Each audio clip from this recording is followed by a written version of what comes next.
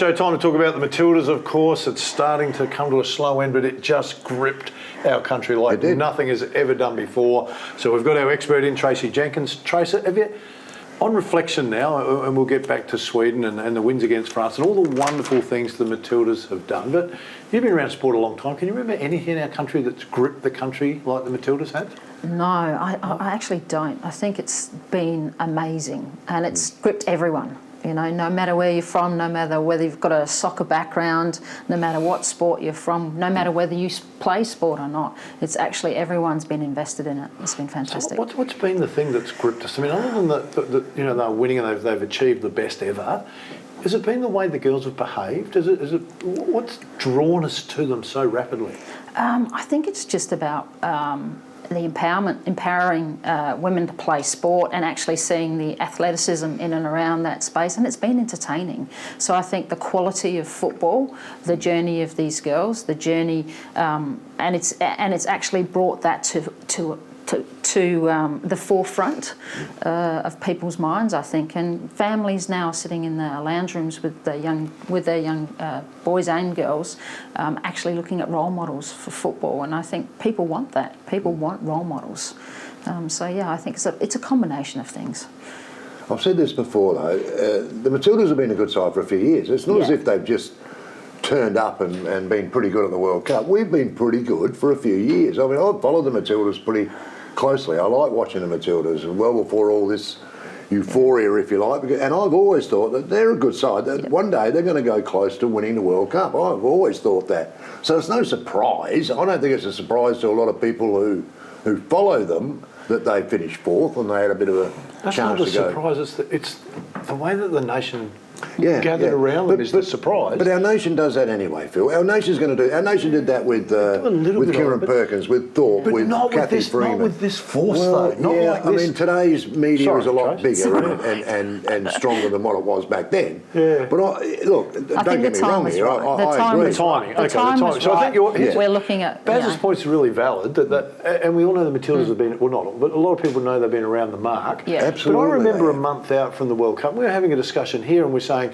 we're going to have to get someone in to talk about the soccer. It's going to be pretty big. Yeah. World Cup's going to be pretty big. And then talking to friends of mine, went, no, it won't be that big. So it's really huge. No, it won't be that big. And then it just overtook everything that everyone could say. But it was about the carnival environment as well, wasn't it? It was about family friendly. It's safe. Yeah. People could come in there. We talk about entertainment. There was entertainment throughout. The closing ceremony for the game, the World Cup, was fantastic. You know, the Tones and I, the singing, all that stuff was first class, professional. You know, the other one for me though was that the players always seemed approachable. You know, once players get to a certain stature, look, the Formula One drivers, you can never get to them to talk to them. These girls were always approachable. Their mannerism on the ground, that they kind of, we were proud of them. We were really proud of these girls, and they remained that way through the journey. The 3-week journey, they didn't change. Yeah, and you can relate to them, can't you? Because it could be your daughter. There it is. You know, and do you know what makes it even better? Why Australians embrace this team? And I think it goes back to the first game we played. I forget who we played. Might have played Ireland, maybe, or whatever in the stage. It was an injured Sam Kerr, who's captain of Australia, who's probably one of the best players in the world. Not probably, is one of the best players in the world. Going and getting a water bottle for a girl. That little, just a tiny thing like that I sat back and went, look at that. Now that's a captain right there. Didn't have to do that, but I think that endears the team to the Australian public. Kaya Simons, who came under controversy, came into the squad when Sam had her injury. She was suffering when she was standing in there. They were playing the national anthem, and Kaya just put her arm around her, and that thing of, I'm looking after you. Tiny things that like kind of connection between the whole crew, draws us in. We spoke to you last week, and you thought Spain would win it, which they did. We haven't seen you since then. So where did Spain get them? Just technically brilliant in tight areas, just moving 1 and 2 touch football. And look, England are a physical team, really physical team. But if you can't get to the ball, you know, if that ball's moved that quickly that you can't get in the contest, and Spain did that really, really well. The technique was just absolutely beautiful. Triangles all over the park, finishing brilliant. So England just you know, and England, a physical game drains you, Yes. and they had a really physical game against Australia. They went into that with, you know, let's hit them hard. That was the kind of mindset that they had. That takes energy out of you. And then to go back into Spain and then try and do the same thing with them, and it was clear that they were exhausted. She changed her structure in the second half, which she needed to do, because the three at the back, they were just getting caught, especially down out wide. Spain knew they were coming though, didn't they? Yeah. Spain knew they were They were coming. ready You for could it. tell that, Yeah. the way they moved the ball. Yeah. They didn't allow for that aggression, if you like. The ball was gone. You know, there were a couple of times. There was a very good photo in the paper there, or I don't know whether it was in the paper. It was somewhere that I saw with one of the Spain girls laying on the ground and the England captain, I think, leaning over her, but. Yeah. He gave her the finger as if to say, "You nearly got me. Catch us if you can." Nearly got me." Catch us if you And I can. thought that was, that was the game. Yeah, and I think you spoke about it before. I mean, if we spoke about it the other day when you spoke about what does Australia need to do? Well, Australia needs to play that style of football, which is the Spanish, that league over there is very much that ticky-tack football, 1 and 2 touch football, tight, nice and quick in tight areas, really good ball control. And that's what we need to look at to say, yeah, we need to be physical, but we also need to know how to control that ball, how to play in tight areas, how to believe in yourself and connect, which, and if we go down that pathway, I think our football will just grow and grow and grow. So these are the things we learn from this. Yeah. You know, we look at teams and we go, okay, what style of football, what brand do we want to have? And for me personally, I think that brand of football was just magnificent. Okay, so we need to add that to take the next step to think be up so. around the medals. Vilda, the coach, interests me because 222, they have the Euro Cup, and England beat Spain in that, and then 15 players walk on him as a coach because they think he's too strict, don't like him. Yeah. Now, I challenge nearly any sporting code in the world where 15 of your players say, if he stays, we're going, that the board will stay with the coach. Yeah. Spain stayed with the coach. 3 players of the 15 came back. Now they're going to win it. It's unusual, isn't it? Well, I think the board would be pretty happy. The board would be really happy. The 12 players that stayed at Yeah. home and didn't go wouldn't be all that pleased. But it's another abnormality, though, isn't it? Yeah, it is, and I think you have to, as a coach, you're learning all the time, and you reflect all the time, and I think he'll look at this. He wouldn't have been happy about the fact that those players had walked on him. That would have been quite stressful for him.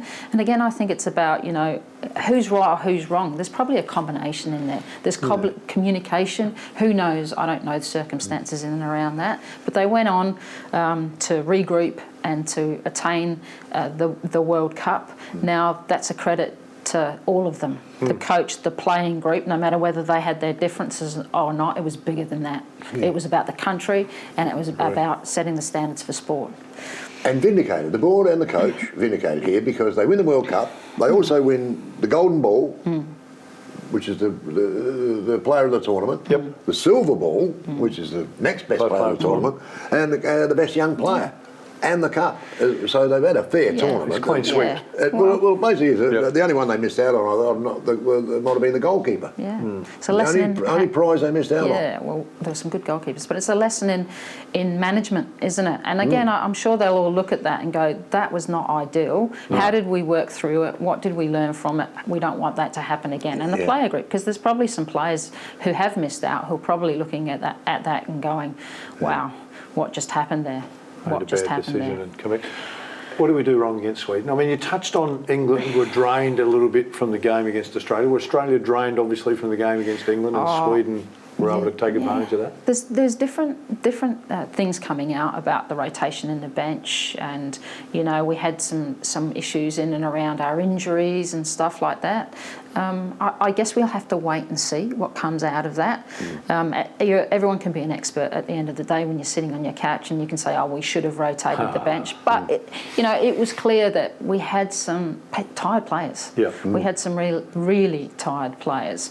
And playing that much football in such a short period of time, I think we were the least in rotating our bench. Yeah. So I think that's probably something that the coaching staff will be looking at.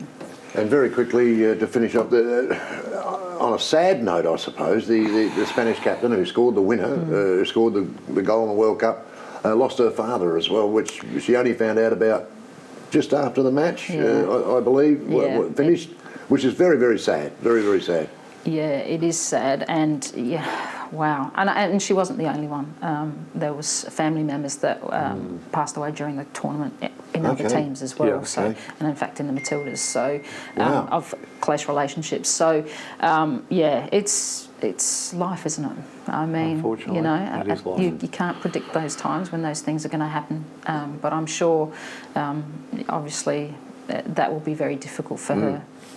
Hey Trace, we've enjoyed your set of eyes over the World Cup for us, Thank and you. we'll get you in and want to talk to you about Believe and Achieve. Tour not too far away, we'll get you in Nice. after that. We want to hear all about that. Stay with us, still plenty to come.